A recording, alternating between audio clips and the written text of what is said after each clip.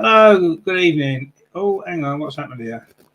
What's happened here? I haven't gone funny again, have I? Oh no, I'm back. I'm all right. It is Friday evening. It is 7:30. This is Over and Over and Over Again. My name is Richard, and this is, of course, the Arsenal Women's Show. Now, it's been quite a tough week, hasn't it, for Arsenal women? We are going to get into it tonight. We are going to look back on the Real Madrid game, all the issues that came out from that game. We're also going to, of course, look ahead to tomorrow's big WSL game against Liverpool at the Emirates, and of course the return leg against Real. Can we turn it around? Well, we're going to have we've got our work cut out, haven't we? But we can do it. Of course we can. We're Arsenal. We are going to do it. But anyway, lots and lots to come on the show. Your comments and questions as well, all coming up after the intro.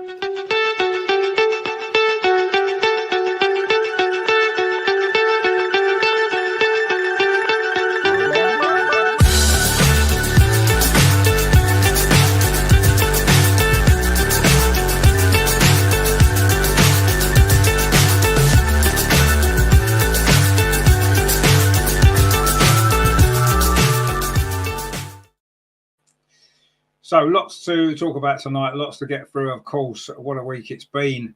Incredible stuff has gone on. Now, of course, as you may be aware, Andreas won't be with us tonight. He was meant to be flying, of course, over for the game tomorrow. But, of course, those of you probably aware, most of you are aware, there was issues at Heathrow Airport today with a fire. The whole airport basically was shut down. And what that means is Andreas wasn't able to fly tonight to Heathrow because it's shut, and he can't get another flight until 5:30 tomorrow, which, as you know, is the time the game starts. So unfortunately Andreas will not make it to the game tomorrow.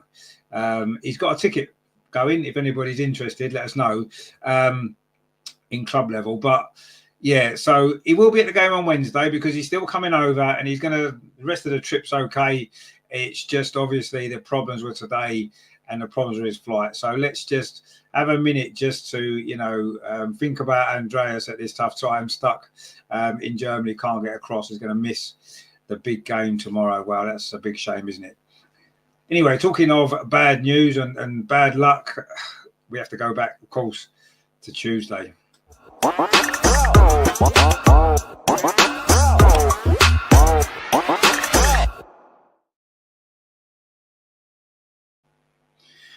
Now, what I don't want to do is blame the pitch for the result and how we played, because the pitch is there for both teams. It's the same pitch. Yes, okay, the argument is it's Real Madrid's home pitch. They're maybe more used to it, but I don't really think you can get used to playing on a pitch like that.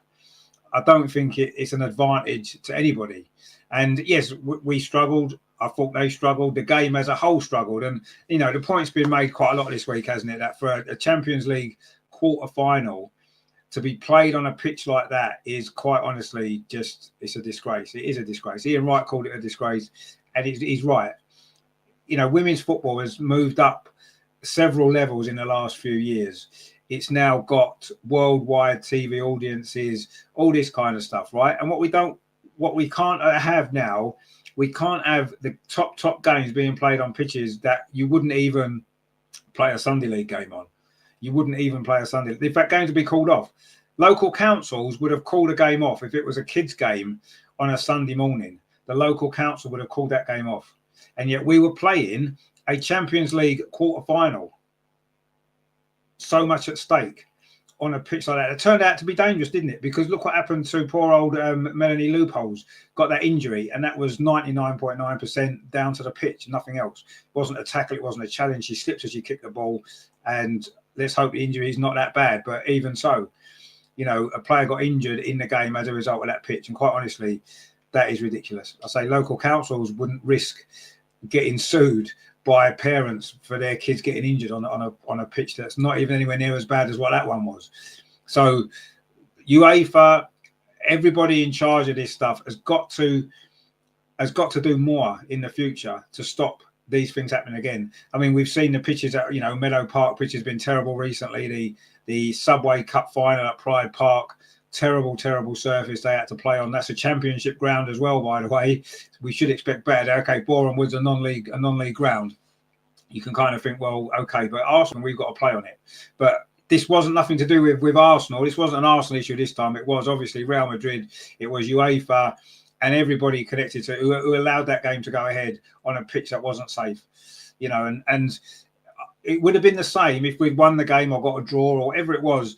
It would still have been the same pitch and we still would have been right to have brought it up and made an issue of it. I suppose it's going to look like sour grapes now because we lost the game. But that isn't the point. The point is that pitch was not playable. It was not playable at any level, let alone at the very, very top level of women's sport. It's unbelievable that game went ahead. Unbelievable. But it did. And we had to cope with it and we didn't. And that's something we will come on to. Ryan's with us. Ryan's with us. How you doing, my friend? Good to see Terry, of course, is here. He says, good evening, Richard, all in the chat. Utmed Rene, we're going to come on to that. Grat as well, how you doing? Good to see you all. Terry says, I do agree the pitch was terrible, but let's be honest, we was crap. Yeah, we're going to talk about the performance in a minute. Absolutely, of course we are. LG says, our problem is we did not adapt to the pitch. Instead, we just stick to our principles, which is playing the Arsenal way with those conditions. We should have tested the keeper more. Yeah, absolutely. We needed to adapt. As Terry said, you're right. Greg said, evening, Rich and Terry, and commiserations to the Lord. Yeah, it's a very sad evening for Andreas. He's going to miss the game, which he's obviously really upset about, and we all feel for him. Terry says, my main man's in the house. Greg, indeed he is. The pitch was terrible and it shouldn't have gone ahead. But you're absolutely right. We cannot blame the pitch for how poor we were. The performance was terrible. And you're right, LG mentioned it there, Terry mentioned it as well. We've got to be able to adapt. Now, Barcelona played on that very pitch a week or so ago and scored 4 or 5 goals, I think it was. So what excuse did we have? Barcelona, with their style of football, a very passing style, they were able to adapt and win that game comfortably. And we struggled and struggled and struggled. And we've struggled on poor pitches recently as well, haven't we? It's not just this particular game. We've struggled at Meadow Park due to the same reason. So, the onus is on us to do better. And you're right, we're trying to play our way. And yes, there's nothing wrong with having a style and having the way that you want to play the game. But sometimes what you've got to do is you've got to adapt to the conditions and you've got to adapt to the opposition. And we didn't adapt to either of those two things in this game at all. And, the longer the game went on, the less likely we looked that we were ever going to score a goal and get anything from the game. And, of course, in the end, the second goal has virtually killed us. But there's still a little bit of hope, I guess. Greg says, I'm sorry about the Lord. I'll be there tomorrow and was hoping to meet him. Yeah, it is a real shame. He's there Wednesday. He will be there Wednesday. He's still flying over, but he's just going to not be there in time. Grat says it wasn't a pitch, it was a mud pile. Well, it was, yeah, it was a mud pile. Anyway, before we get any further, we do have some video contributions from Andreas. Bearing in mind, he did record these before he knew about the issues today. He's got a few things to say about the Real Madrid game. So let's get his first thoughts on this particular performance and match. Hello, everybody. Yeah, a few thoughts from me. The Champions League game away at Madrid. We had Real Madrid 2, Arsenal 0, and it was a totally disappointing match. And first of all, a terrible pitch. And for the Women's Champions League, what's the highest the highest competition in European club football for women, it should not be allowed to play on such a terrible pitch. The conditions were awful, but the conditions were the same for both teams, so no excuse. It's just, I think it must be allowed to criticize Madrid and the UEFA that they let this game go ahead under such conditions, on such a bad pitch, but it's no excuse for our bad performance. I think Barcelona won a week or 10 days ago under similar conditions on a similar bad pitch in Madrid. Barcelona won 5-0. Yeah. We can't complain about the conditions or the pitch all the time because the conditions are the same for both teams and we had a bad performance. Yeah, exactly. Exactly, we did. And yes, it's easy to say had the pitch been better, we would have played better. Yeah, I'm sure we would have done. But then again, so probably would Real Madrid. And the point is, yeah, Barcelona adapted to it. Other teams have adapted to it. We didn't, and that's an our issue. You know, we know the pitch wasn't fit for purpose, but the game went ahead, and you can't look to that as an excuse and use that as a reason why we lost the game, because I'm not using that as a reason why. Absolutely not. Because Andreas is absolutely right. The pitch is the same for both teams. And, you know, yes, whether Real Madrid have played on that a lot more than we have isn't really the point, is it? Look at Meadow Park, the pitch at Meadow Park. We've played on that much more times than Liverpool have, and yet Liverpool adapted to the conditions on that particular day in the FA Cup game recently a lot better than we did. And that's not their pitch that they've never played on before. So we can't use that as an excuse. We can't, and I'm not going to. We didn't deserve to get anything from that game because we didn't play well enough. Too many players were below par. I kind of understood the team selection, playing Stina with Russo just behind because of the high line they were going to play, exploiting some spacing behind. We just didn't use it, did we? Stina had one chance and the goalkeeper made a decent enough save, and that was it. That was the only opportunity she had in that first half. We didn't, not that it would have made it, she went off at half time, not it would have made any difference because we didn't create anything much in the second half either that she would have been able to feed off. So it was a poor performance. Too many of our big players, Mariona, Leslie Russo, Leah Williamson, really poor. It was throughout the team. I think we know now Kim Little's legs have gone. At that level, she's not able to be the player she was anymore. And I don't think she's good enough to even be playing in the team anymore. I really don't. And I thought the other night kind of showed it. You know, again, we played the wrong team a little bit. But this is one of the reasons why I think some of us have questioned Renee up to anyway. And these are the reasons why, because it almost feels like she's learning on the job. And we've had that with the men's team, and we can't afford to have it again with the women's team. We need to have someone who knows what they're doing from the start. And, you know, a couple of games now, you know, the Everton game, she had to make 4 changes because she got the team wrong. The Real Madrid game, she got the team wrong, had to make changes at half time. This is on the manager. The players have to do better, but those decisions are on the manager.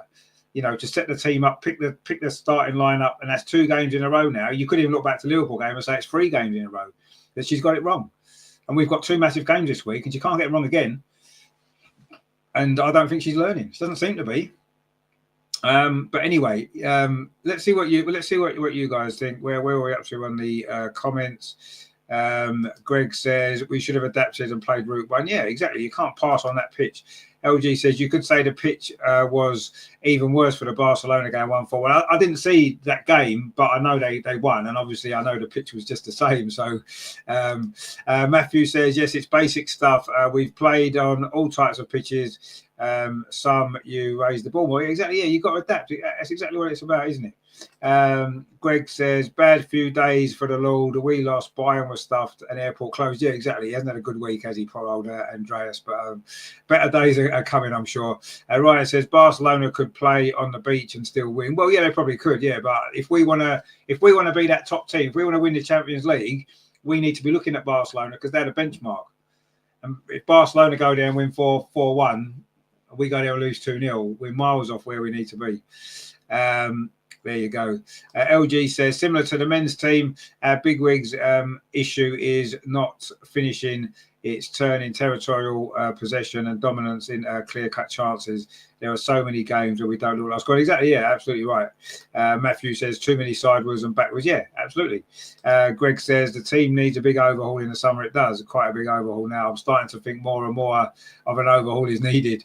LG says, playing Stina and Leslie has not worked in the past, and it's not going to because it means we're sacrificing someone like Mariona to the wing, which kills the dynamics of the team. Well, I agree with that to a certain extent, but Mariona's even said herself that her favourite position is playing wide. So she's playing in her favourite position when she's wide. Does she have as much impact on the game? No, probably not. And I do think Stina and Leslie has worked before. It doesn't work every single game, and I think it's going to be certain games it's more likely to work than others, and some games it just won't work at all. And obviously the other night it didn't work at all, but it didn't work when Stina went off, so it wasn't just because of that, was it? But yeah, I mean, Mariona was really poor the other night, actually. I thought it was going to be a night for her, playing against a team where she played for their rivals and stuff like that, but no, just didn't happen, did it? Oh, it's just started raining, by the way. Terry says, what's happened to our passion and fight from 2 seasons ago? That's another thing I want to talk about as well in a minute. But obviously, Andreas has got some, obviously, he talked about the pitch there, but he's going to talk about the performance. And this could be quite fiery. Okay, then I looked at the statistics. Ball possession was nearly equal, 52% for us. Okay, we had 13 shots, and they had, I think, 5 or 6 shots. But yeah, they had 3 shots on goal and scored twice. We conceded 2 easy goals, and the first one, of course, everybody knows about Linda Caicedo, her qualities, her pace. Was a good goal from Caicedo, but not good defended from us. And the second goal, no, I can't understand this. When you see you are away in a Champions League game, the conditions are bad, you probably will not win the game, you will lose the game, and you're 1-0 down. Then take the 1-0 defeat and secure this and go home to turn it around. 8 minutes before the end, I don't understand what we were defending. Yeah, bad defended. Our players not quick enough in their mind, their reaction, and of course I also blame Manu. I'm sure Daphne would have prevented this ball from going in. Neither Kim Little nor Beth Mead nor Stina Blackstenius, sorry Richard, are starters. And the first half proved this. And at half time, Renee adjusted 2 of her lineup mistakes and took Beth Mead and Stina Blackstenius out. Yes, we often talked about Kim Little and how much she has done for the club, but I think she lost her legs and she's not a starter anymore. The same, unfortunately, for Beth Mead. Oh, controversial stuff there, wasn't it, from Andreas? I mean, wow. To be fair, it's difficult to disagree with too much of that, actually, isn't it? I mean, obviously, I'm going to slightly disagree on the Stina point, but to me, this has got a lot of Aubameyang in the men's team. Aubameyang was scoring goals before Arteta came in. And then suddenly he stopped scoring goals. Stina scoring goals, big goals. And now she doesn't look, she's half the player she was. And a lot of that's due to the fact she's not playing regularly. I think a striker needs rhythm. And you get rhythm by playing game after game. And that was why a couple of years ago, she scored a lot of goals in the big games because she was playing week in, week out. Last season, she was still coming off the bench a lot, but still making a bigger impact than she is now. And I don't necessarily, and that's why I don't think it's necessarily down to her totally.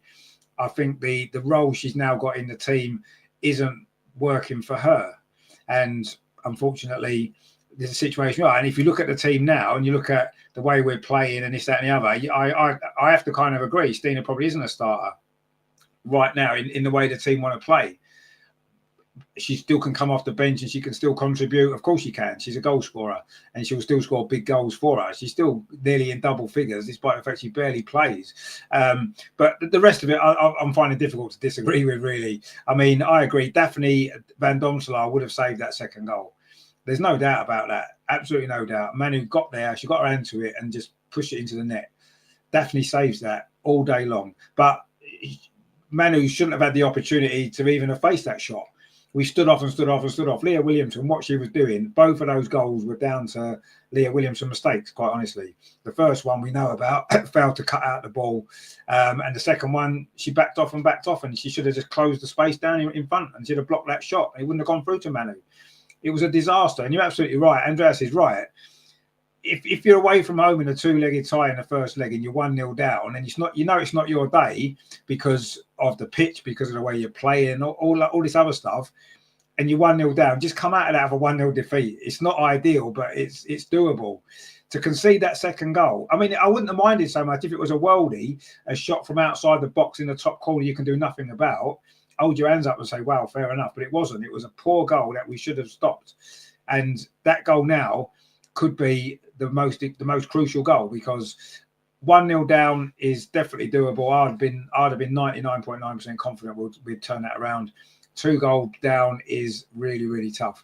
Really, really tough. So, yeah, it was a shocker, an absolute shocker. That second goal in particular was an absolute shocker, especially with the time that it came as well. That made it even worse.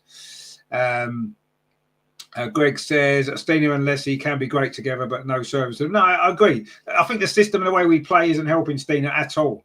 It's not bringing the best out of her, is it? In the same way that Arteta didn't bring the best out of Aubameyang. Matthew says Kim and other captains on the field should have been able to assess the conditions as well. No, you're right. And I'm not blaming every single... Rene made mistakes in this game with the lineup, the tactics. You know, you've got to look at it. You've got to look at that picture and think, we can't play a normal game on here. We can't. We're going to have to do something different. And you've got to add that quickly. Now, I remember Jonas used to say that he had 2 or 3, 4 different scenarios in every single game. What if this happens? What if that happens? What if that happens? And I guarantee that a Jonas would have had another plan. Whether it would have worked, we may still have lost the game, but he would have had an alternative plan to use once he saw the state of the pitch. And he would have been able to have done that at short notice, because they would have practiced these things in training, would have spoken about it. What if this, what if that, what if the other? They must have known the state of the pitch. They would have checked. They would have seen it before. So, yeah, the players on the pitch should have done more, absolutely. But the manager and the coaching team, before you even get out there, know what the pitch is like. Have a plan in place to play on that pitch. Even if you'll never, ever play like that again, it doesn't matter. Play a system and play a style that's going to work or be more effective on that pitch. And Rene didn't do it. She didn't come up with anything else. Just played normal game. Really, the only difference was she tried to use that space in behind. But you can't expect Stina to be running in behind on a pitch like that. It's not going to work, is it? So as soon as you know what the pitch is like, you've got to change your mind. Okay, that might have worked on a good pitch. It won't work on this pitch. Let's do something else. But as time she realised it at half time, she changed it. It was too late, and even what she changed it to didn't work. Just poor planning. LG says, Sam Mariona's favourite position is on the wing, is similar to Viv on the midfield. Viv wants to play in midfield, but midfield is not for everyone. Her natural instinct is finishing with something. No, I'm not disagreeing with you. I'm just saying that's what Mariona had said. So playing her on the wing isn't necessarily a bad thing. If she's happy there and that's where she wants to play, she's probably going to play better in more games than if you play her in a position that she's not as comfortable or happy playing. And it might well be a good position for the team, but sometimes you've got to play to each individual player's strengths and what you're going to get the best out of them from. And I'm not saying that Mariona can't play more centrally, because she can, and she's done it, and she's done it well.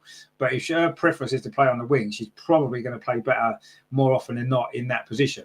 So it's not going to weaken the team, and it might give her more of a chance to play how she wants to play. Matthew says, yes, we need an overhaul. Can't hang on to nostalgia players. Absolutely not. Terry says, Rene should never have been given a job full-time. I'm starting to agree with you, my friend. I didn't agree with you for a while. I thought you was that harsh, but I think you're right. As you usually are, Terry. We should listen to Terry, actually, because he generally gets it right. LG says, Stina is not a starter. Give it up. Sometimes you have to be real and not let your personal bias cloud your judgment. No, I did say, didn't I, that at this moment with the way that we play, she isn't a starter.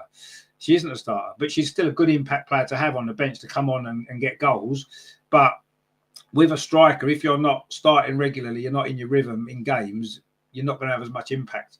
And I think after 2 seasons nearly now of being on the bench, I think that's the reason why we're not seeing the same Stina as we saw last season coming off the bench and having that big impact that she did. And then when she started games, she was confident, she was scoring. This season, you can see that she's not the same player. And that's not just her fault. yes, she's got to take responsibility for that as well. But ultimately, confidence is a thing that you only get really from playing. Matthew says every player needs rhythm. No, they do, yeah. Every player needs rhythm, of course they do. But I think when you're a striker, your job as a striker is to put chances away. And if you're not playing regularly, you're not in that rhythm of getting chances, taking chances in a match situation. And every player does need their rhythm, absolutely. But I think it's more important for a forward player, especially a goal scorer, who's going to get chances and got to score. If you only get one chance a game because you're only coming on for 10 minutes, there's massive pressure on that one chance, isn't there? And you're probably not going to score it, as we saw the other night. Or one chance she didn't score. If she'd had another chance later on, she might well have took it, because we've seen her do that before. But that's all about rhythm, isn't it? And getting into the game. And I think as a striker, it's the hardest position to come on generally and have an impact, because you're expected to have an impact. If you're a defender and you come on in a game, it can be difficult, but you're not expected to have a massive impact on the game, are you, as a defender? You're just expected to clear the ball away and win a couple of headers and a few tackles, which you can do. But when you're a striker, you come on, you've got to impact, especially if you come on and the team's losing, you've got to come on and make an impact. You've got to score a goal or create something or do something special. That's what everyone expects you to do. And that's why it's slightly different as a striker. And if you haven't got that rhythm, you're probably not going to have that impact. And I think that's what's happening more with Stina than it was before. Terry says, to be fair, we don't play as Tina's strengths. No, we don't. Exactly, we don't. And I don't think Renee wants to. I think at least what Jonas did is when Stina played, he played to her strengths, and that's why she scored 18 goals in the season before, 18 goals last season under Jonas, because he played to her strengths when she played. Renee won't adapt, so when Stina plays, she's playing the same way she'd play generally if Leslie's playing in number 9, and they're different players. They need a different style, and that's the reason, absolutely. Greg said, unfortunately, I think Stina will leave in the summer. She wants regular starts. I've got the feeling Russo starts because of the influence from Serena. I think Russo starts because of how popular she is, actually. I think she starts every game because of how popular she is. And I do feel sometimes in women's football that can be the case, that the most popular players start more games, whether they should or not. I'm not saying Leslie Russo shouldn't start games, because she's a very good player. She's having a decent season. She's not been in great form recently, but she shouldn't start every single game. She did go off the other night, but she shouldn't play 90 minutes every game, which she tends to do. And I don't know if it's an influence from Serena. I'm not quite sure what it is, but we've got to look at that situation actually as well. LG says, my main issue with Stina, apart from one-on-ones, is that she can't even do the basic fundamental things right, like trapping the ball properly and holding your line to stay onside. Yeah, and see, the thing is, right, if you look at Stina over the last year and a half, I think her all-round play has improved. I think she's been working on that, and whether it's with Kelly Smith, whatever it is, I think her first touch has improved. I think her hold-up play has improved, but back to goal play has improved. Is it still as good as Leslie's all of that? No, it's not. No, absolutely not. But it's improved, right? Stina's strength is a ball over the top for her to run onto and get on the end of things, or balls fired into the box and her in a 6-yard box to finish. That's her strength. If you give her that service, she'll score goals. If you expect her to drop deep, hold the ball up, and all that kind of stuff, which Leslie does, she's not going to shine. She's trying. She's worked at it. You can see she's worked at it, but it's not her game. It's not her game. And with the offside thing, again, I do think sometimes with the offside, yes, she's got to look along the line a lot more. She likes to play off the shoulder, though, doesn't she? That's her game. Sometimes the ball isn't played quickly enough when it needs to be. It's not a first-time ball, because we're always looking for an extra pass that we don't need, rather than putting the ball through. The one for the chance she had on the other night when Leslie put it through, she put the ball through early. So she's onside. That's what we need to do more when she's playing. But at the end of the day, it's not about one player. We've got to play to a system that's going to work with the players that we've got in the game that we're playing. But when Stina's playing, you've got to play to her strengths, or it's pointless playing her. Pointless playing her. If you're going to expect her to drop deep and hold the ball up and play her back to goal, you're probably not going to see the best of Stina, are you, quite honestly? LG says, Mariona is very limited on the wing. She's more dynamic centrally. Well, maybe she is. But if she prefers playing on the wing, then there's no harm playing her there, is there? I'm not saying that she should always play there, but she prefers to play there. It's not us to decide what the best position for her. That's between the manager and her herself, I suppose. But LG says John Duran was always scoring off the bench. Yeah, and last season Stina was scoring off the bench. She got 80. She was our top scorer last season, Stina. She started 14 games in the whole season. She was on the bench than all the others. She's got 18 goals. So Stina was doing that. This season she isn't, because now when she's being played, she's not. They're not playing. We're not playing to her strengths like we were last season. We've got a different manager, and that's the reason. Obviously, that's the reason. There's no other thing, because she did it last season. Greg says Mariona hasn't convinced me yet. She loses the ball too often and tries to do too much. She does, but I like to see a player take risks, and she's prepared to take risks. She wants to do something. She wants to take someone on. She wants to try things, and I quite like that. I'm sick of the robotic football that we see at Arsenal too much now, when players don't want to express themselves. She does, and she loses the ball. Yeah, she does, but 9 times out of 10, she fights to try and win it back. And sometimes she does, and I've got no problem with her losing the ball, trying something. She's normally losing it in the other half of in the final third of the pitch at the other end, which isn't really a danger to us necessarily. And I've got no problem with that. Really, I quite like to see players do that. I don't want to see these robots playing, so I don't mind that. I don't mind that really. LG says, do you think Renee deserves next season if we get knocked out next week? I'm begging to say no. I mean, that's interesting, isn't it? That is interesting. I mean, I think if we finish top 3, certainly if we finish second and we don't have to go through the ridiculous qualifiers, then she'll stay next season, regardless of what we think. She'll definitely stay next season.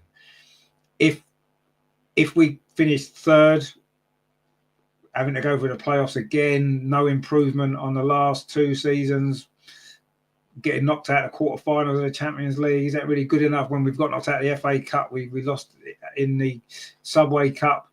We've never in the league title race. Not that that's all Renee's fault, but she has lost to Chelsea. So she hasn't done herself any favours. Drew with Man U when we should have won. If we don't come top 3, then yes, of course. If we come 4th, she won't. Oh, well, hopefully she won't be the next season if we finish 4th. I think if we finish top 3, I think she'll stay. Does she deserve it? That's the question you asked. I'm not sure if she does deserve it now. The big games is where you learn about people, and the big games this season, she's not been good enough. The team haven't been good enough, but she's the manager. She hasn't been good enough in the big games. So, no, she probably doesn't deserve it. But if we win the Champions League, reach the final, of course, that's different, isn't it? But so far, all the big games really she's pretty much lost them all. So, yeah, I would say right now, today, no, but still time. Ryan says, I worry that Renee might be too nice. Is she ruthless enough? Yeah, I agree. I think she's too nice. I think what it was, when Jonas was manager, she was assistant. It was good cop, bad cop, wasn't it? So Jonas was the manager, maybe the scary one, and Renee was the one who was more closer to the players. And when you step up as a manager, when you've been in that position, I think it's difficult. And, you can see it, they're happier, but being happy isn't enough. You need to be ruthless. I don't want the players to be happy on the pitch necessarily. Yeah, they got to enjoy their job, and they've got to enjoy playing. But I don't want to see them necessarily happy on the pitch. I want to see them winning. You look at the Chelsea players. How often do you see Chelsea players smiling and laughing during the game? They don't, because they just want to win. They don't care about enjoy. They don't want to enjoy themselves. You enjoy yourself when you've won. That's when you can enjoy yourself. You don't enjoy yourself when the game's on, because you want to fight and win and battle for everything. And I agree. I think she's too soft. She's not ruthless enough, and that is a problem. Absolutely, it's a problem. And it's something that we need to put right. Ryan says, I would certainly be thinking about Cushing for next season. Maybe Renee as assistant. He has definitely got a winning mentality, and maybe the tactics to boot. Yeah, I mean, he was mentioned, wasn't he? And he wasn't a particularly popular choice when he was mentioned, when Renee was interim. Yeah, he's a good manager. And he got a good result the other night, didn't he, as well, against a team that we can't beat.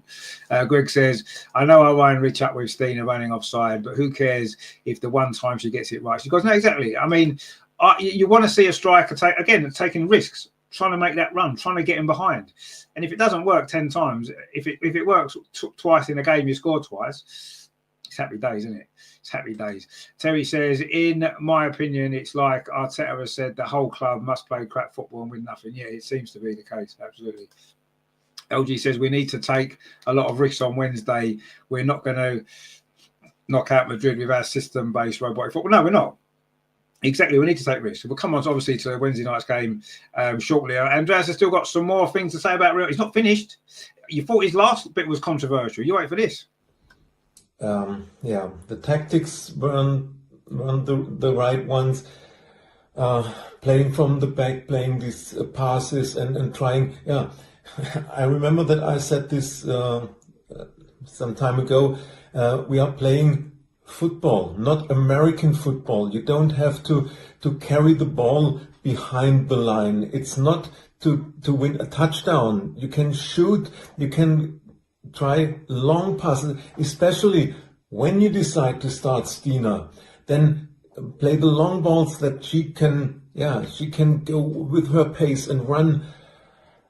I think it was not the right lineup, not the right reactions. Of course, Renee made 2 subs at halftime, but then she should have substituted more and earlier. So it's a bad performance from the girls, and once again a bad performance from the manager.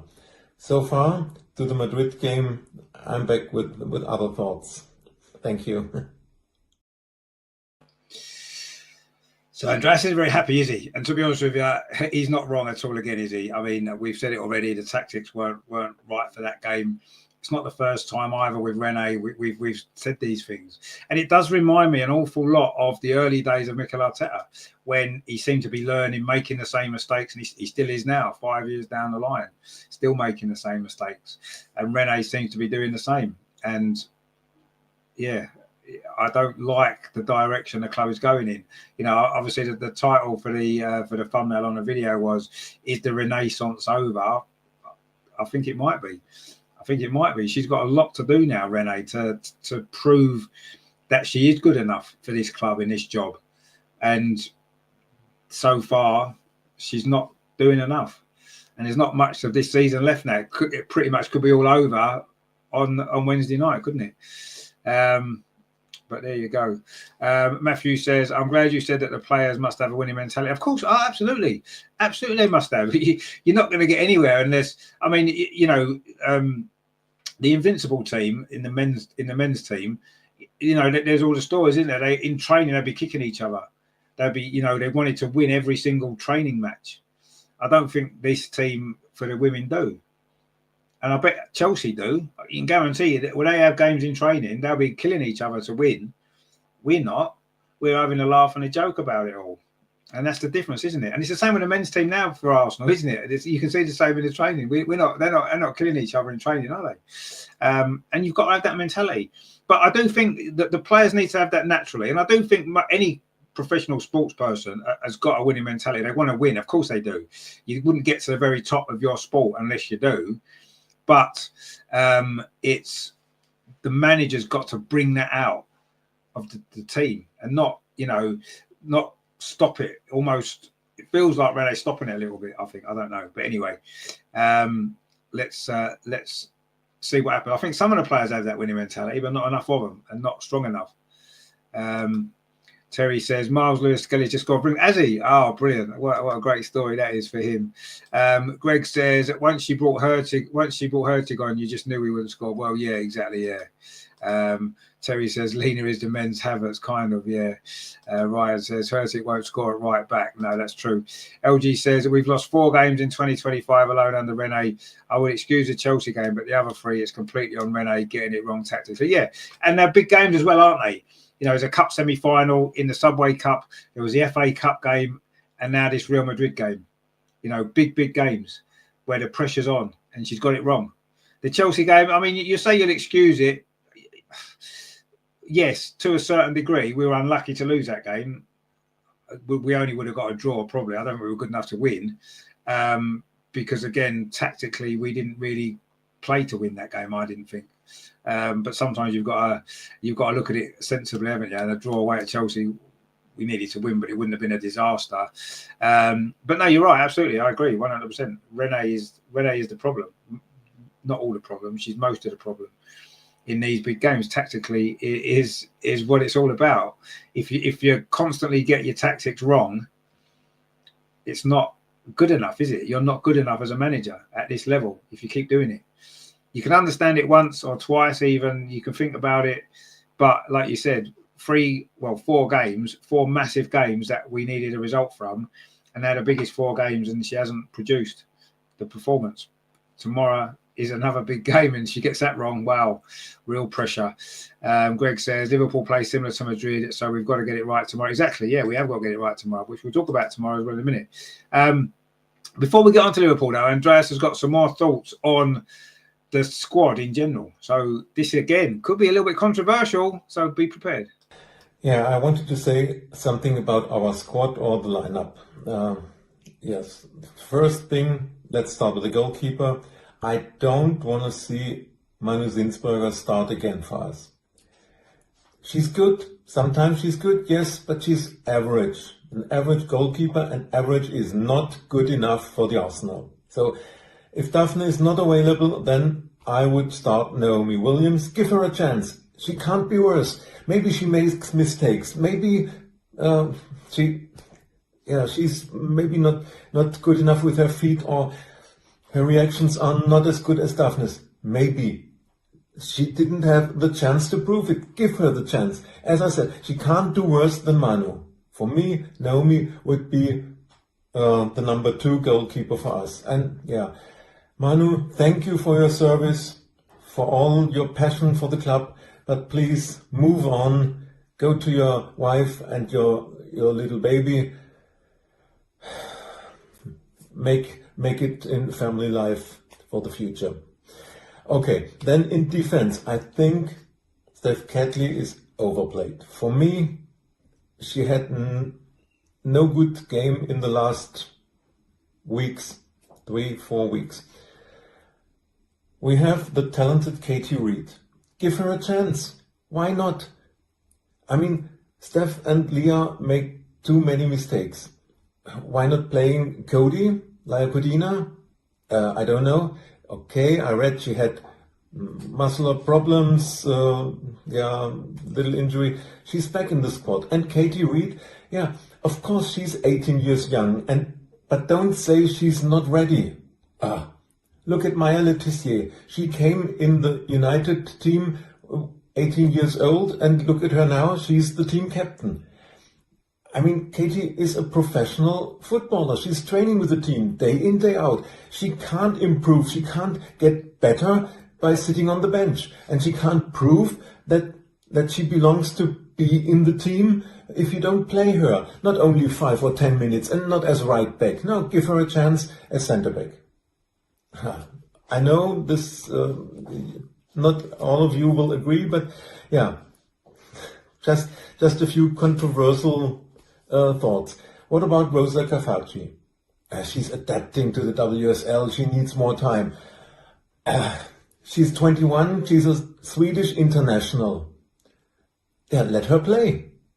If she's not doing well, then sub her, or after a few games, you can say, okay, she's not on the level we need. But if you don't play her, she has no chance to improve. Sitting on the bench, players are not improving. Yeah.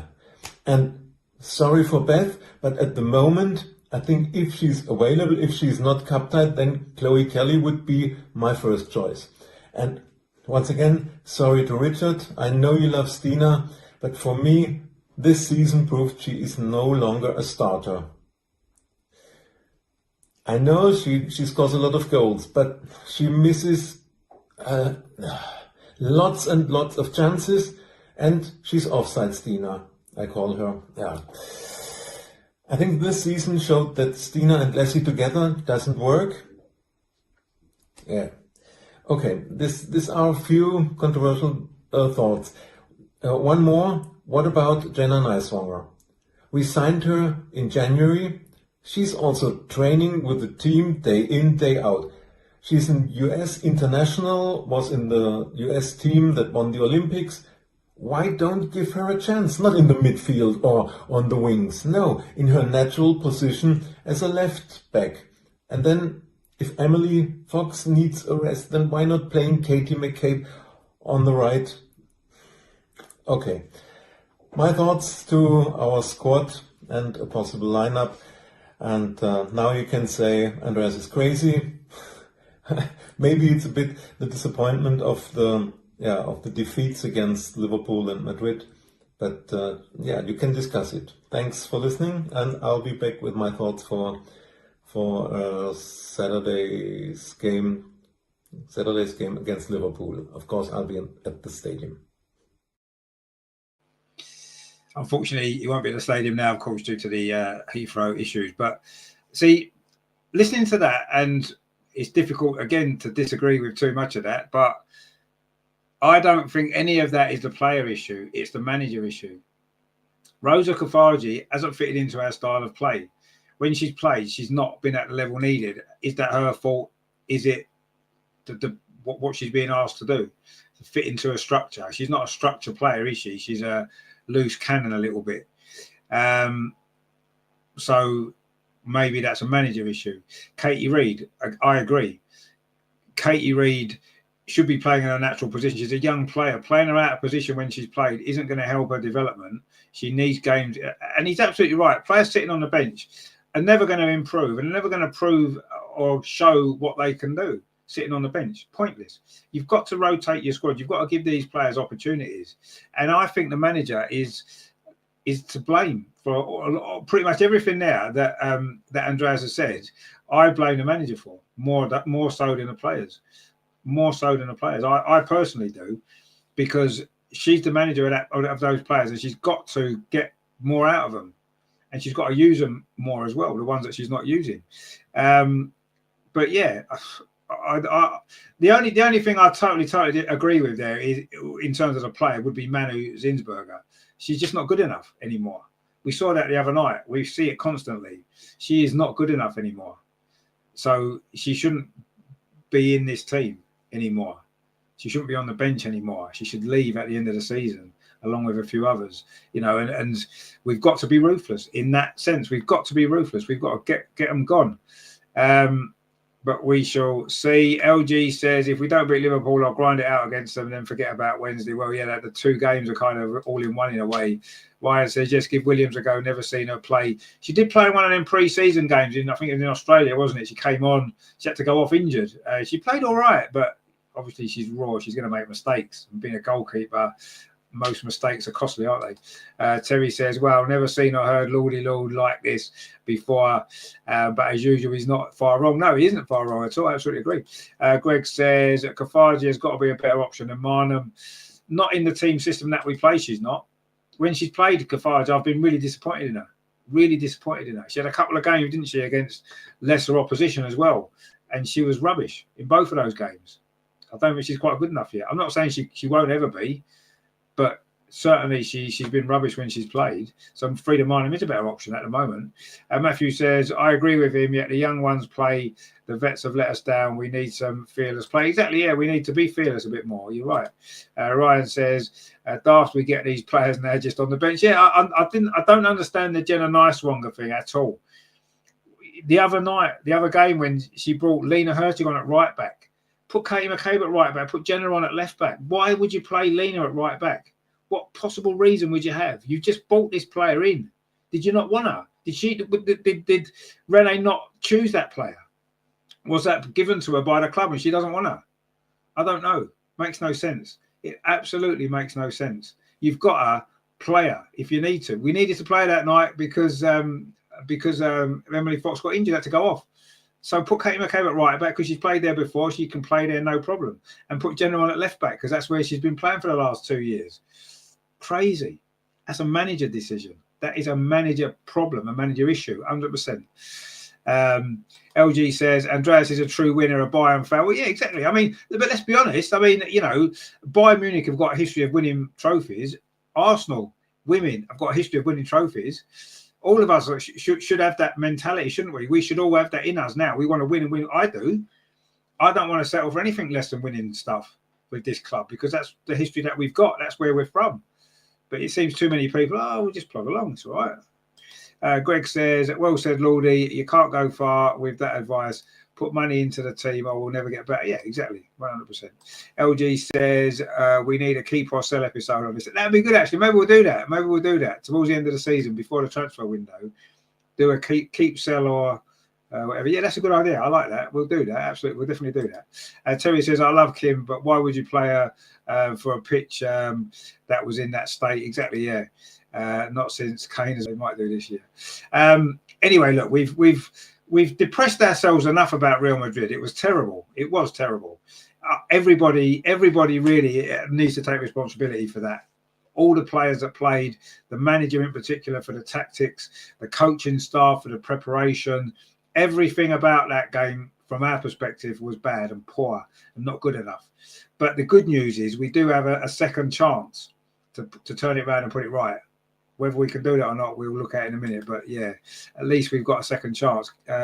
Greg says, Kim has had her day. Stop playing her. She was good in the past, but we've got to stop playing players because they were good ones. Exactly, yeah. I agree with that 100%. Kim's one of those players. That'll be one of them keep or sell, won't it, for that episode later? I'm sure we'll all agree on that one, probably. But that's a good. I like that idea, LG. We'll stick one of them in the show later in the season, definitely.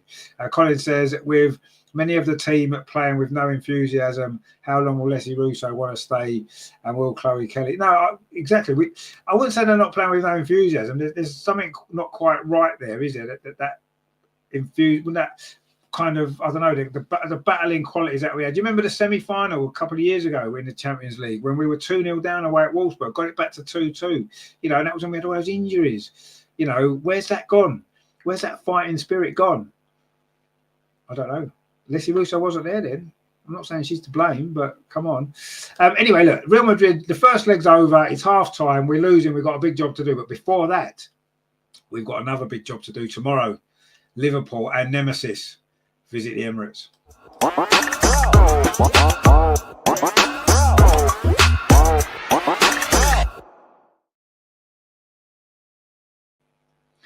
Now, of course, they won at the Emirates last season. They won at Meadow Park a few weeks ago in the FA Cup. We didn't score in either of them two games. They've got this kind of way of playing against us, especially when they're away from home, make it really difficult for us. And I thought the FA Cup game the other week at Meadow Park, Liverpool were brilliant, actually. They deserve to win that game. And we need to find answers to those issues that we had in that game, to those problems that Liverpool caused us. We've got to find the answers tomorrow. Because if we don't, we lose that game, then, you know, with the real in between those two Real Madrid games and the position in the top three, it's, you know, Man City look as though they're going to get their act together now and probably win a lot more games towards the end of the season. So, you know, yes, they played Chelsea this weekend, of course, but who knows? They just beat them the other night. It's a massive game, this one. I know it's coming between the two Real Madrid games. And it's easy to think, you know what, we've got the Real Madrid game is more important, but it isn't. It isn't. Liverpool is a massive, massive game tomorrow, and we have to win it. There's a big crowd going to be at the Emirates. It's a massive game. Terry says we should never have got rid of Super Jim, but obviously not. No, we shouldn't have got rid of it, should we? Anyway, of course, Andreas has got some thoughts on the Liverpool game. Bearing in mind, I say he was intending to be there, but due to events out of his control, he won't be. But he's still giving his thoughts on the game, of course. Our next game, Saturday at 5:30 p.m. We are back to WSL action, back to the Emirates against Liverpool. Yes, Liverpool owes us something. I remember the start of last season, 1-0 defeat against Liverpool. 2 weeks ago, 1-0 defeat against Liverpool in the FA Cup. Stop it. I don't want to lose again against Liverpool. They're a good team, yes, but they are a mid-table team. And what are we? Are we a mid-table team? No, we want to compete for the Champions League spots, so we have to beat Liverpool at home. Yeah, give all your passion and fighting spirit and team spirit in this game. We fans will do our utmost to support you. And I think there will be 35,000 at least at the Emirates and a good atmosphere, and I hope we'll see a better performance. And it seems as Liverpool has found their form with the interim manager. And of course they will come to the Emirates knowing that they have beaten Arsenal recently. And well, why not doing again? It will be a very difficult game, and if you ask me what I prefer, a win over Liverpool or going through in Champions League, if I have to choose, I say the win over Liverpool is more important because it will define our next season. We need to be qualified for the Champions League next season because for the summer transfer window, highly rated player will come to a team that's not in the Champions League. So we must finish second or third, and therefore we need to win our home games. And against Liverpool, it's a must win. There will be spot rotation, of course. Really must rotate a bit because the game against the second leg game against Madrid is on Wednesday, 4 days later. Oh yeah, my prediction. So my brain says we are not going to win against Liverpool, and especially if we have Manu in goal, then it will be 1-1 or so. But my Arsenal heart says we have to win, and we are going to win. So let's go for a 2-1 for us. It won't be easy, but in the end, 2-1 would mean 3 points, and I think we would all take this. So. Come on, you Gunners. Exactly. A 2-1 will do. Absolutely. We just need to win this game, find a way to win it, which we haven't managed to do against Liverpool for quite some time, have we? Matthew says, watch Smith blow past McCabe whole match. We need players like her. Yeah, well, she caused a lot of problems the other week, didn't she? Might be a bit different. Well, it could be worse on the Emirates pitch. Bigger, more space. We'll have to see. Ryan says, can't blame the pitch tomorrow. No excuses tomorrow. We didn't really blame the pitch the other night, but yeah, you're right. Terry says, I'm going 3-1 to the Gooner goal. Well, 3-1 would be good. I don't know. I just think Liverpool defensively are very, very solid. Yes, it's a different proposition at the Emirates, but look at last season. Look at last season. I know the circumstances of that game were different, but I don't know. Coming between the two Real Madrid games as well, this isn't the ideal game to have, is it? Between them two against a team that we generally struggle against, or we have done in recent years, certainly. So, yeah, Greg says 3-0 if DVD in goal, 3-2 if Zin's in goal. Yeah, I mean, I wouldn't really disagree too much with that. It looks like Daphne was in training today, so that must mean she's fit, which should mean she's able to play tomorrow, which is good news, and also for for Wednesday as well. So we have to win, quite honestly, don't we? And it is going to be interesting to see what Renee's learned from that Liverpool game recently, what she's learned from that, and putting that into practice and getting the result we need. And it might be a case of throwing into the bin your normal style of play, the way you want to play, throwing that in the bin and saying, you know what, let's just focus on what we've got to do in this one game to get the result. Yes, there's going to be squad rotation with the Real Madrid game on Wednesday. Of course there will. We should expect some. And I'm sure we'll get some. Chloe Kelly only came on the other night. She may well start in this game.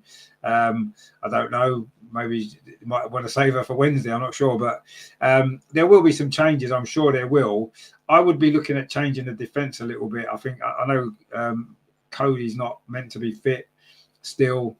They're being a little bit shady about what's going on. Not sure if it's actually a physical injury. That's my concern. I think might be something else going on with Cody at the minute. But anyway, doesn't look like she's going to be fit. But yeah, why not throw Katie Reid in?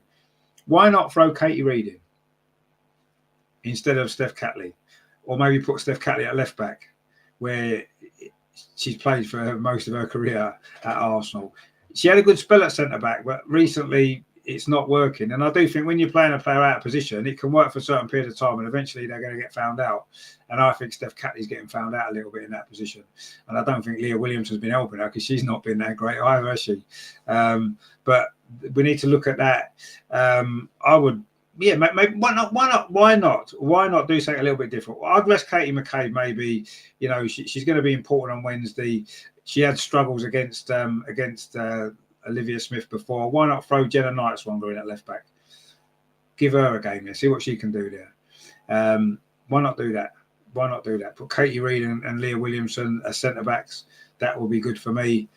Obviously, Emily Fox at right back. I suppose we don't have a lot of other options there, do we? Obviously Daphne in goal. Do not play Kim and Leah in midfield. I would go for obviously Kyra I suppose one of them will have to play. It'd have to be Leah Volti. If you're going to look at one of them two, I still think she's got a bit more to offer. Maybe Mariona in the number 10, and then Chloe Kelly, Caitlin Ford, and Leslie. That'll be my team. So, let's see. Matthews gone 1-0 to the Arsenal. Well, we'll take a 1-0. I don't mind a 1-0. Greg says every game is a must-win game now till the end of the season. Absolutely, it is. Yeah, we can't look and say, well, we've got a big game Wednesday. We've got a big game tomorrow. Catley doesn't have the foot skills to play the modern centre back. She can run and cross. No, you're right, Matthew. Yeah, I kind of agree.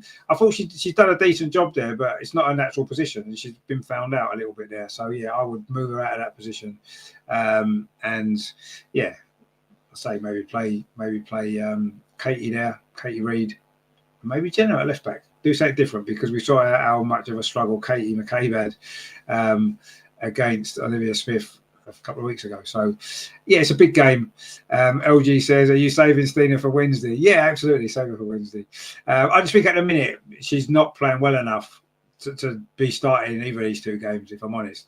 And it didn't work the other night when she started. So yeah, that's what I would do personally. But anyway, I'm sure she can make an impact from the bench in both the games. So yeah, I suppose we need a score prediction, don't we, for Liverpool? Andreas has gone 2-1. It's going to be tough. It is going to be tough. That's such a difficult team to play. And they're flying at the minute under their interim manager. Interim managers are the way forward, aren't they? Maybe we should get an interim manager every few months, and then we'll probably be all right.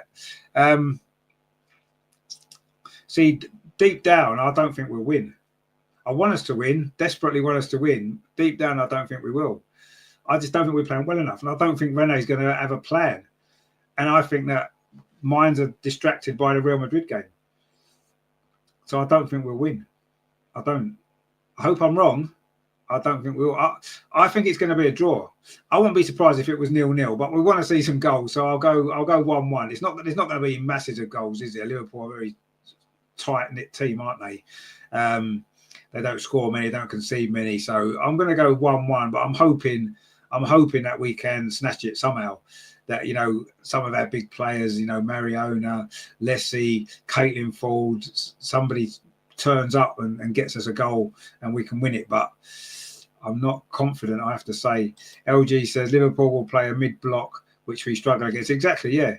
Greg says, personally, I'd start Stina and leave Russo on the bench. This game would suit Stina. No, I kind of agree. I just don't think that'll happen. And I don't know. I mean, Stina started the other night, got taken off at half time. I just can't see Rene starting her. I just can't. But who knows? But let's see what the team is tomorrow. That's going to be interesting, isn't it? So I'm going to go 1-1, but I hope I'm wrong. I hope we win. I'm just not confident right now. I just don't think we're playing well enough, and I don't think Rene is clever enough to come up with a plan to beat Liverpool. Honestly, I don't.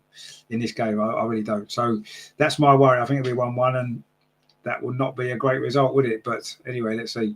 Terry says there will be goals because Stina's getting 2 in the second half. Well, yeah, I hope so. But let's see what happens. Let's hope we can do it, but I'm not at all confident. Now, of course, after Liverpool, it is a massive, massive game on Wednesday night at the Emirates. And Andreas will be there for that one. What's going to happen?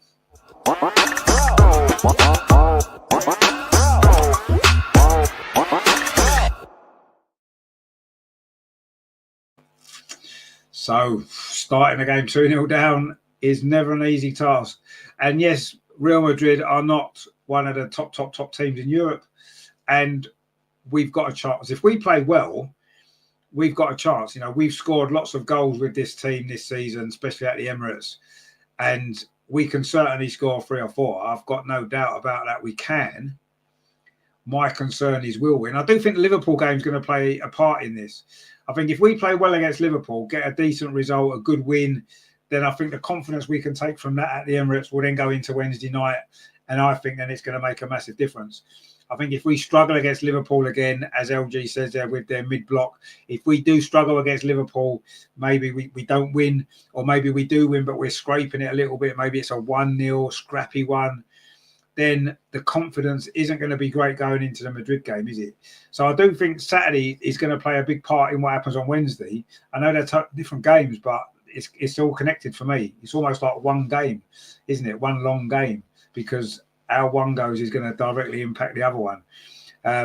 I think if we don't beat Liverpool, I don't think we beat Madrid and go through. Well, I don't think we do enough to go through against Madrid. If we don't beat Liverpool, I don't see us going through.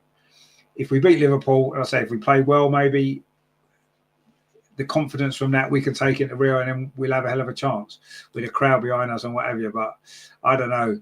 At this moment in time, I'm not feeling overly confident. But let's see. LG says the Wednesday game will really show me what Rene is made of. Well, I think both of these games will.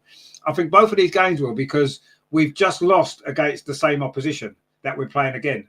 We've just lost to them in 2 of the last 3 games have been against these same 2 teams, and we've lost both times without scoring.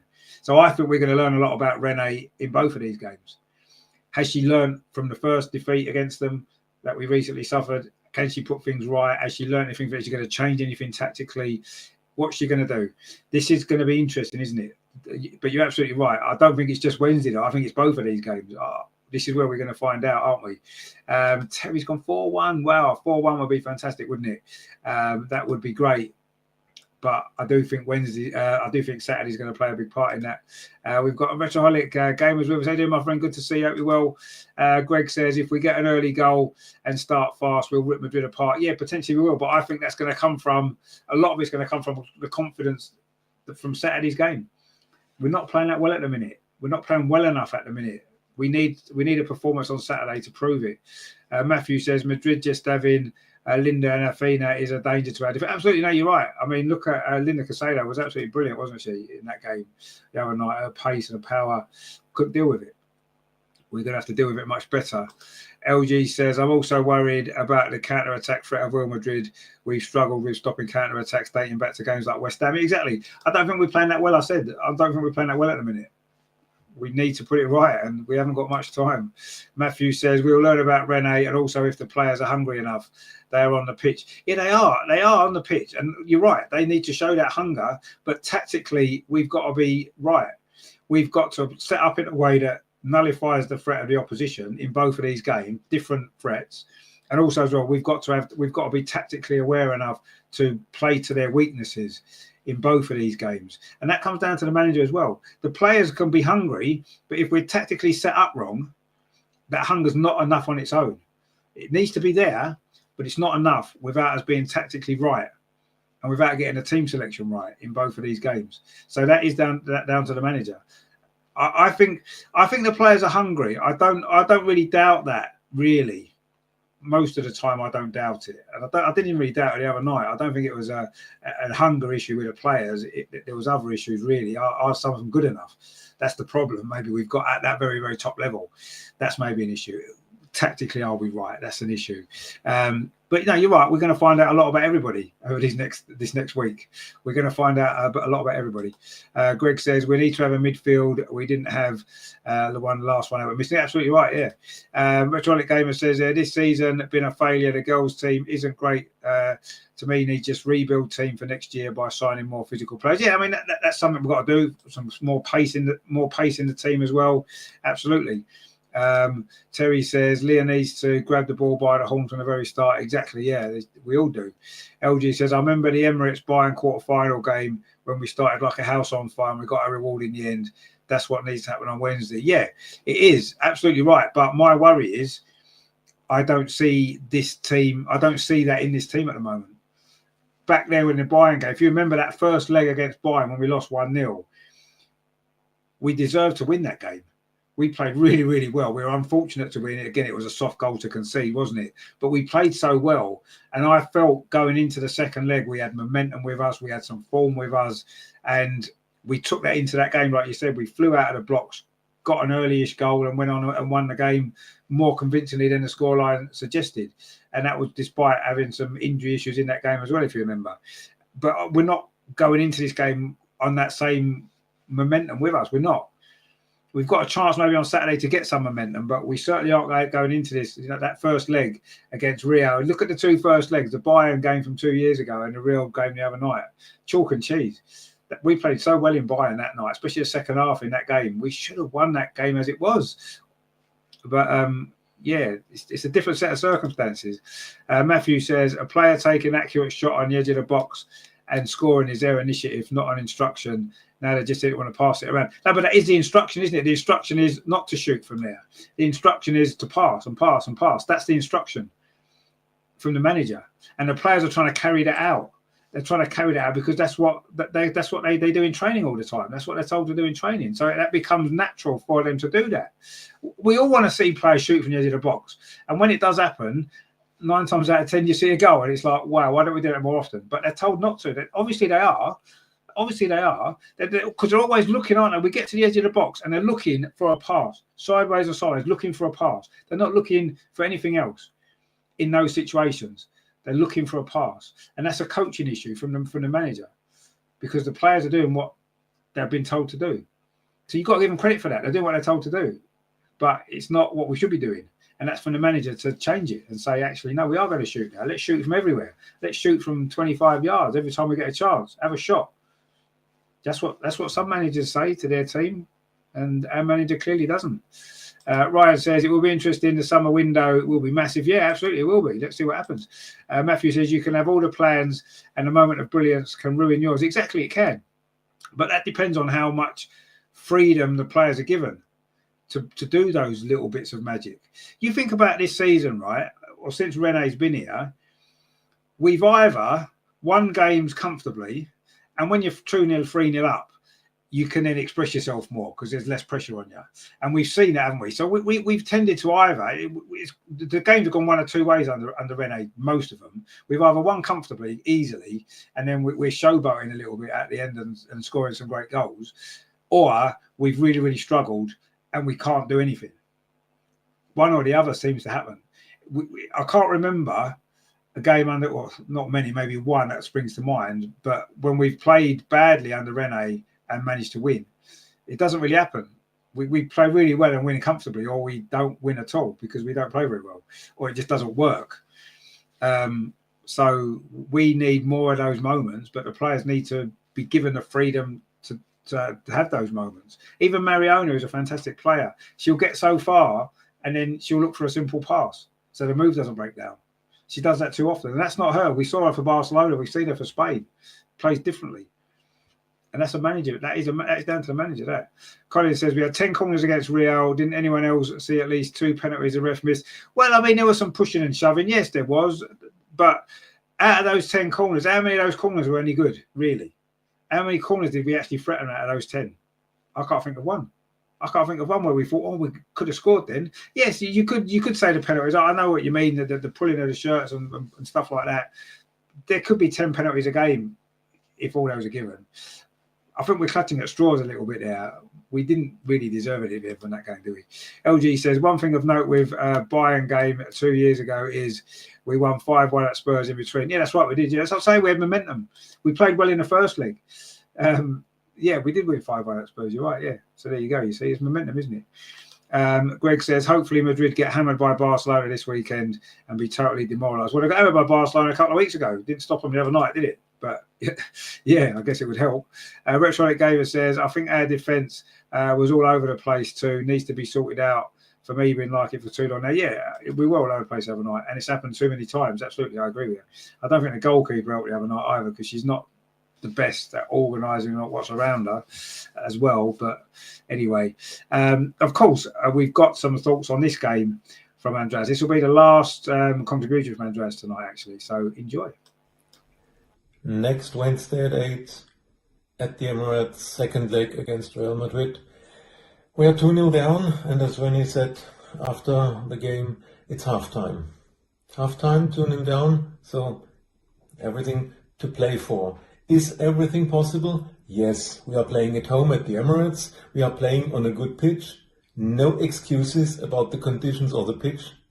Then it's our home turf, and we will hopefully have 15,000 at least, maybe 15, 20,000. A good atmosphere, home game, and we have to be patient. We have 90 minutes to score 2 goals.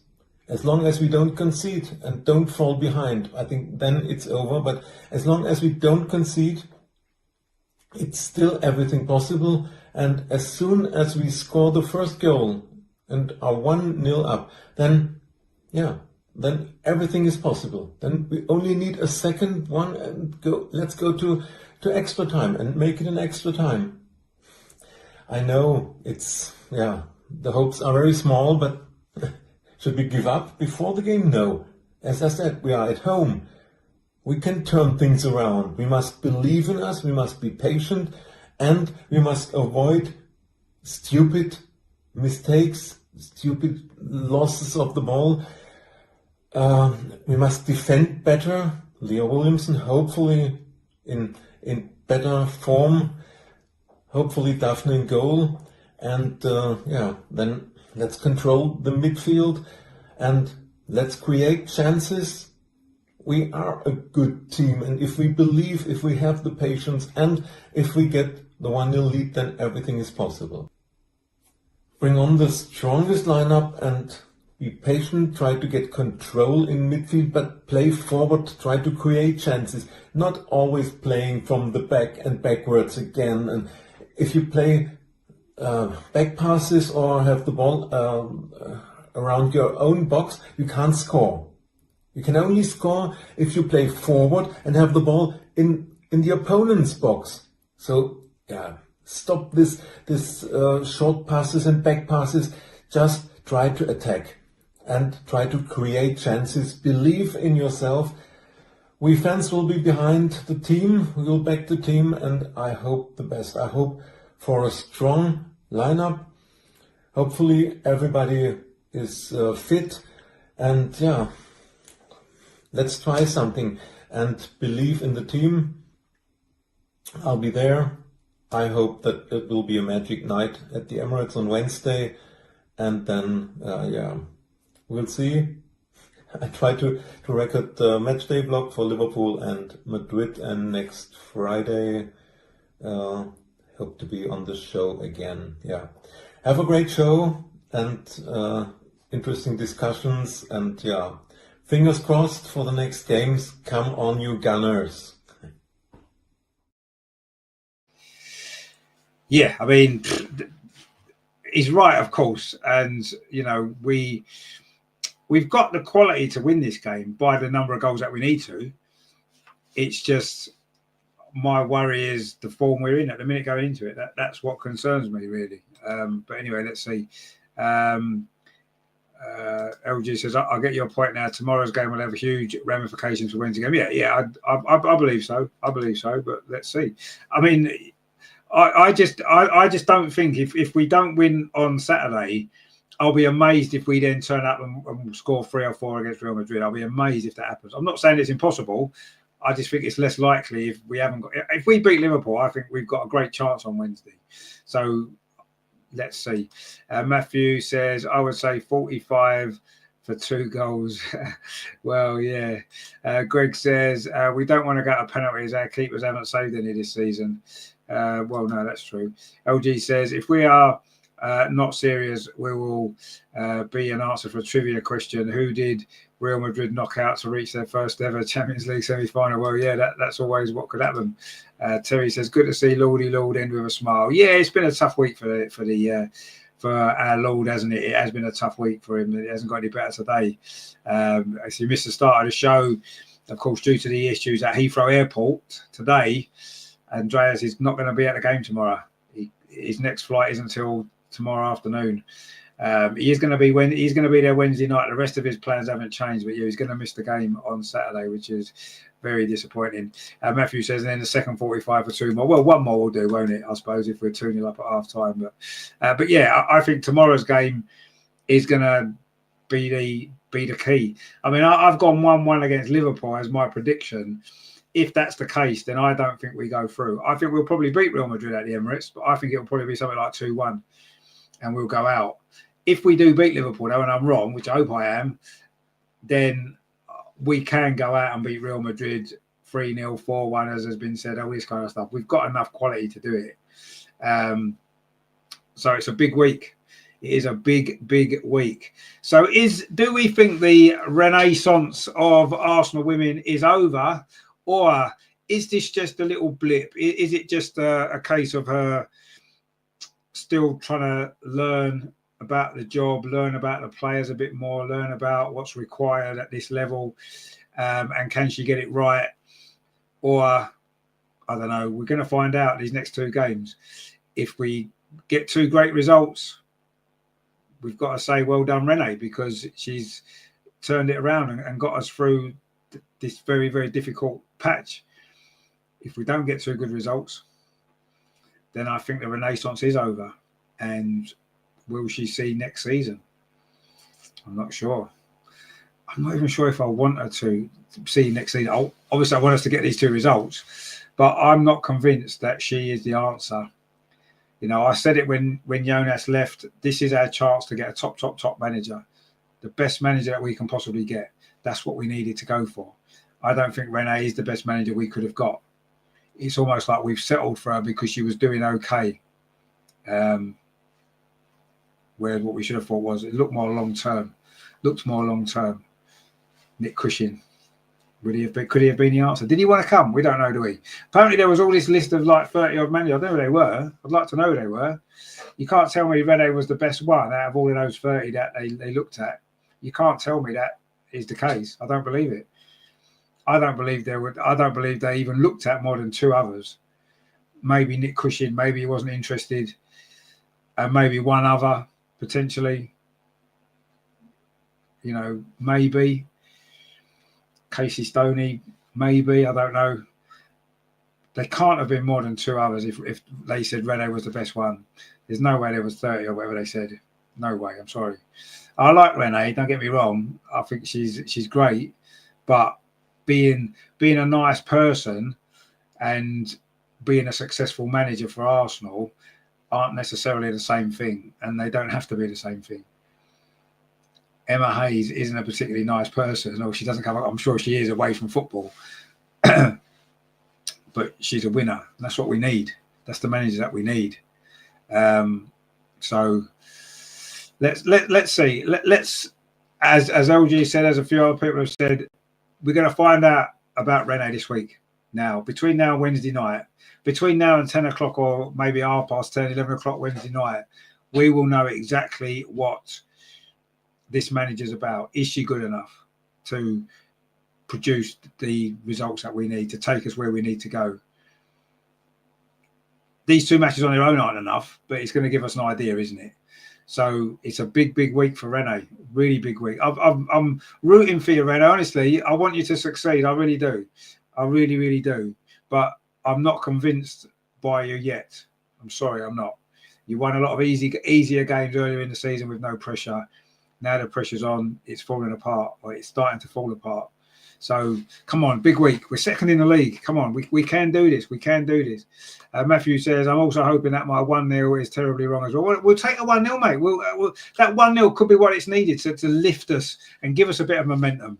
You know, that might be enough. Just winning the game might be enough. It might well be. If we play well, we win 1-0, then that's fine.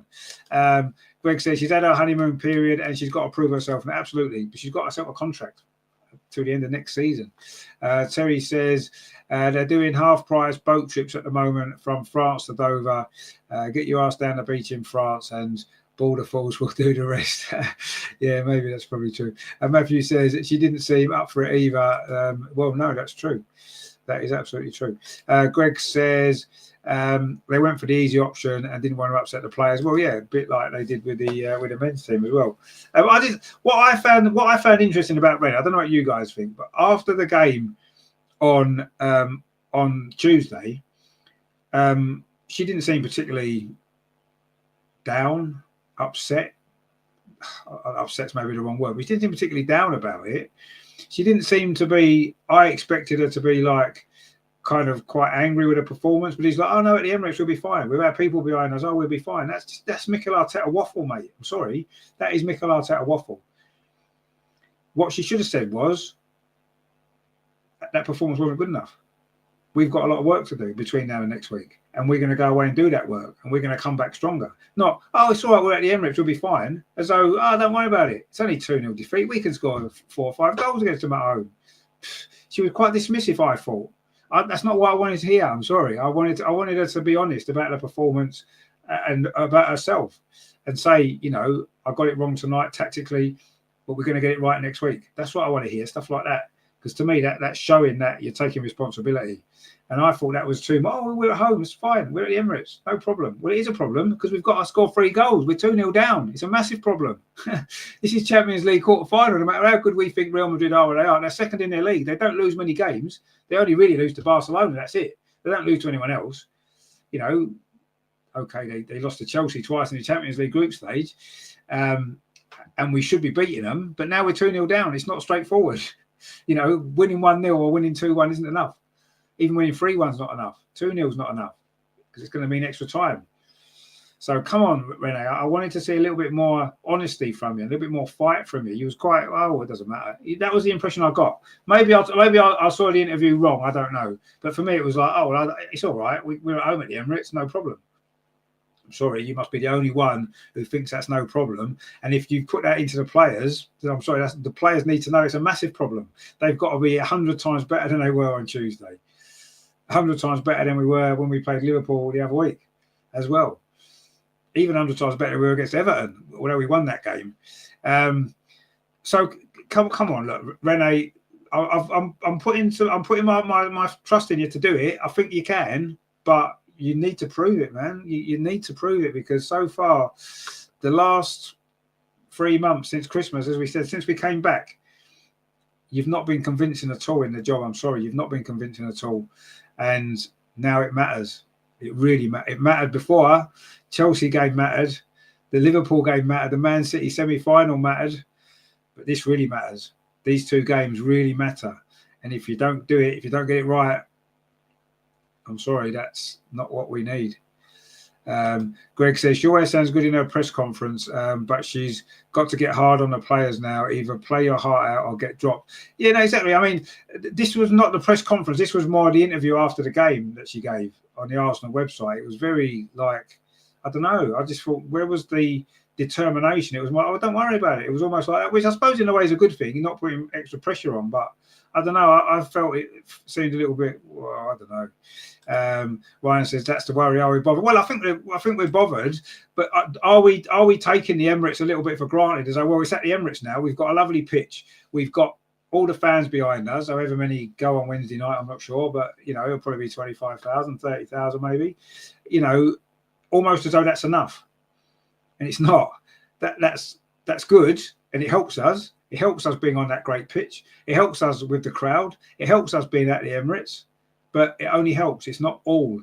The players need to turn up with the right attitude. Manager needs to give us the right tactics to win that game, make the right substitutions, make the right starting team. It's not enough just being at the Emirates, saying, well, we're at the Emirates, it's all right, everything's fine, we're at home, with our cosy blanket on. It's not enough. The cosy blanket's not enough. Matthew said Madrid will enjoy the pitch. Of course they will. Of course they will. To be fair, they're not used to playing on a pitch that good with that much space. Are they able to adapt? Because we couldn't, and they're crappy pitch. Let's see. It's going to be interesting. I must admit, I'm a bit nervous about this week because I'm not confident that we can get the 2 results that we need. I'm not confident at all. But I'm actually excited for it because this is what it's all about, isn't it? When you're a football fan, when you've followed your club and you've seen good things and bad things, these are the games that you look forward to, aren't they? These are the games that matter. You know, it's all very well, you know, beating Brighton 5-0 in September or October, whatever, at the start of the season. It's great, you enjoy that. But that's not that doesn't define your season. These games here now, the big games now, quarterfinals, semi-finals of cups, and, you know, these big games in the league where the pressure's on and you've got to win. This is what I enjoy about football, you know, and the first half of the season is fun. sometimes, but it's more fun because there isn't any pressure there, and it's great. The second half of the season when it matters, and that's what I enjoy, is that pressure. And I as a fan, I love that. I love those pressure games. I said it the other week when the men's team won 7-1. I didn't enjoy that because it meant the second game was pointless. There was no jeopardy. There's no pressure. There's no excitement. We'd got through already.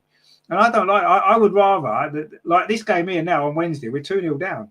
I wish we wasn't 2-0 down, but Christ, how exciting is that to think we can turn that around?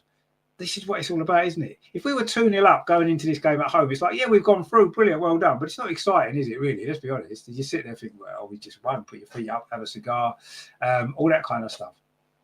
But I like it when there's that jeopardy. That's what excites me. And I'm excited for this week, but I'm also worried that it's not going to go our way and the season could virtually be over on Thursday morning. And when we do our show next Friday, we could be sitting here saying, well, that's it, season's done. Or we could be saying, well, we've got a semi-final against a team that I think we can beat and get to the final. Well, wouldn't that be good?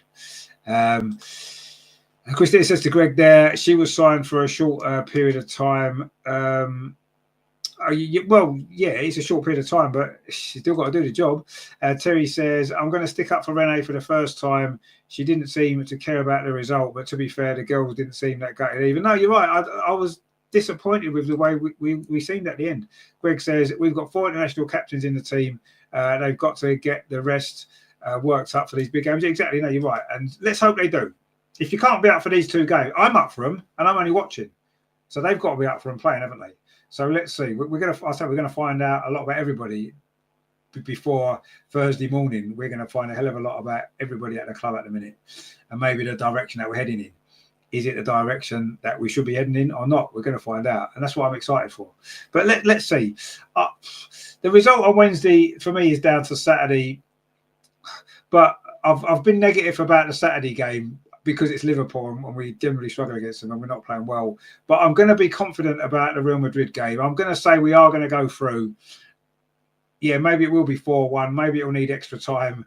But I'm going to say we will go through and hope that I'm right. Hope I'm wrong against Liverpool and right against Real Madrid. How's that?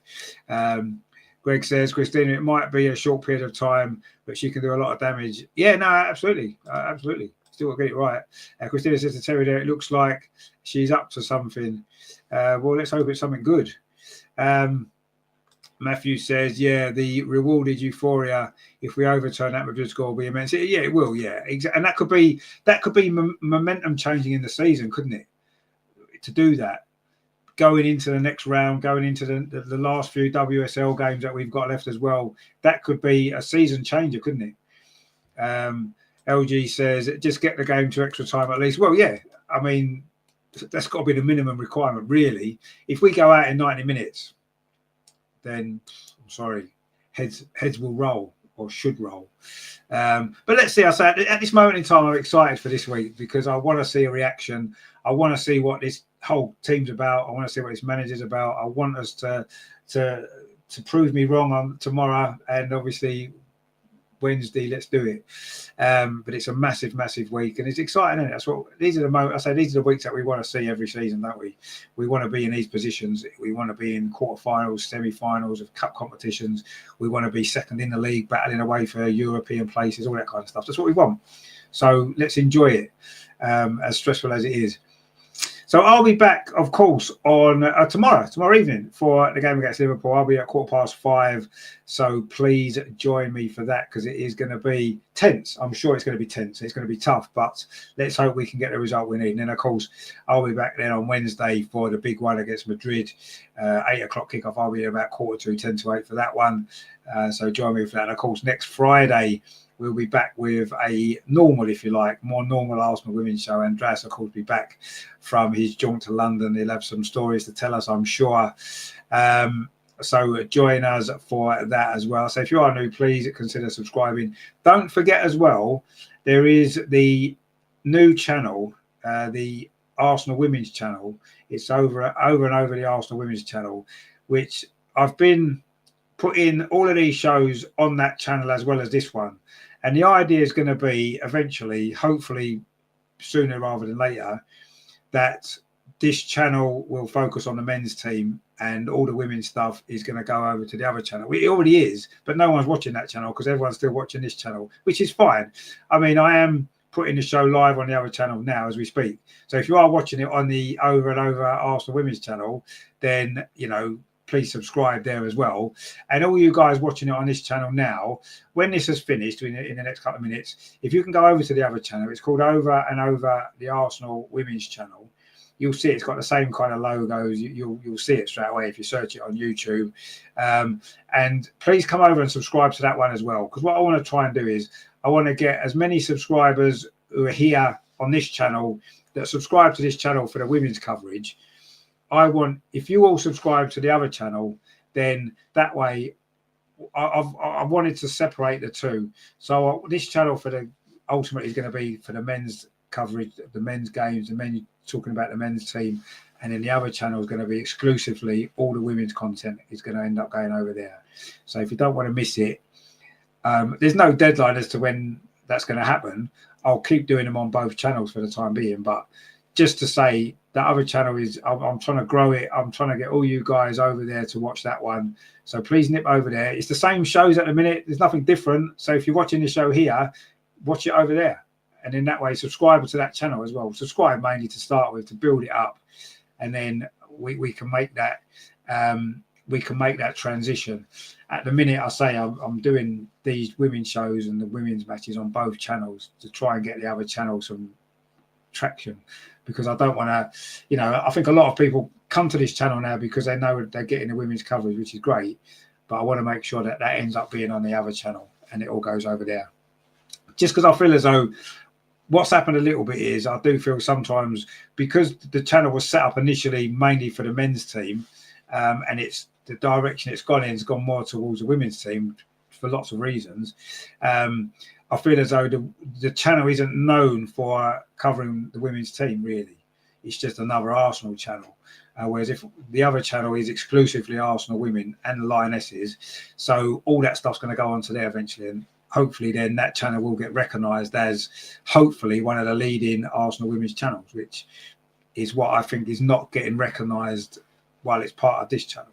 But anyway, have a look at that. Please subscribe if you want to. If you want to watch the shows over, if you want to watch the game there tomorrow, watch it over on that channel. It makes no difference that it's the same show. It's the same thing. It's just streaming on both channels at the same time. I'll nip between the two, so we get views on both of them. Watch a bit on this channel, nip over to the other one, watch a little bit on there, come back and swaps between the two. It's the same. You're not missing anything. It's just going to help the other channel. And I say please subscribe and like as well. So yeah, let's do that. But yeah, I just want to mention that just because it's not really growing much yet. People are watching it on there, but obviously most people still watch it over here, which is good. But to make that transition is what we need to do. Christina says that if she wants this position so badly beyond her contract, she will have to fix this team that was put together by or change it, fix it or change it to her own team. Greg says totally agree. A big summer coming up indeed. Terry says cheers again, Rich. Your shoulders must be sore carrying all this show on your shoulders all by yourself. What a great job. Well, you know, sometimes you know we have to do what we have to do, don't we? You guys here is what makes it. Greg said I subscribed the day you started. It sounds exciting. Yeah, no, thank you very much. And it's got a few subscribers, but not really many. I say most people are still watching it here, which is fine. But yeah, please do support the other channel because I do really want to. I want that to be the Arsenal women's place that everyone goes to, not just all you guys that watch here, but to spread it out and get it to be. You know, we've got the great vlogs from Andreas. Which I need to start putting on there as well. And we've got obviously this show, we've got the matches and all that kind of stuff. I just feel as though we've been over the last 3 or 4 seasons now giving the women's team the best coverage, the most coverage. Maybe the best is a little bit biased of me, but certainly the most coverage. We cover the women's. I think we've covered the women's team on this channel more than any other Arsenal channel that I've seen. So let's get a channel just for the women, eh? Let's support that. Right, anyway, that's it for tonight then. The weekend can officially start. The weather's supposed to be really grim, actually, certainly here in England this weekend. Lots of rain and stuff like that, which ain't great, is it? But anyway, it's officially spring as well this week. It was officially spring, so I'm sure the weather will improve. We'll be getting some lighter evenings as well soon. The clocks change next week, so it's good. Lots to look forward to. And there's a lot to look forward to this week, isn't there? Wow, what a big week it is. Don't miss it, because I'll be here tomorrow, of course, at 5:15 with the game against Liverpool. That is going to be something quite special. So join me for that, of course. Wednesday night, Champions League, quarter-final, second leg. Can we turn that around? What a night that's going to be. So make sure you join us for that. So, yeah, join us for all of that kind of stuff. And, of course, next Friday, we'll be back with another Arsenal Women's Show, looking back on this week.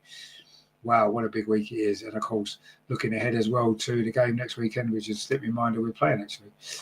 Greg says, Terry Rich in the chat, thanks for a great show. Hopefully I'll tune in half-time if we get a signal. Have a great weekend. Yeah, hopefully we'll see you, my friend. Hopefully we will see you. My signal's been all right tonight, actually, which is good, isn't it? It's been playing up recently. But anyway, tonight was all right. So, yeah, thanks, guys, for watching. I will see you tomorrow. It's been a difficult week.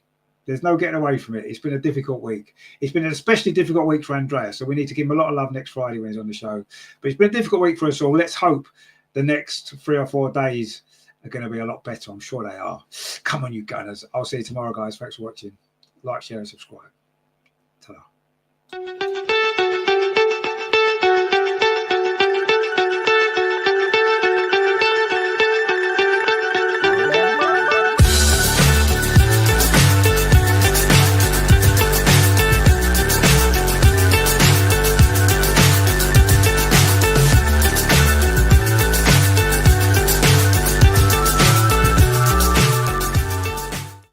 Amen.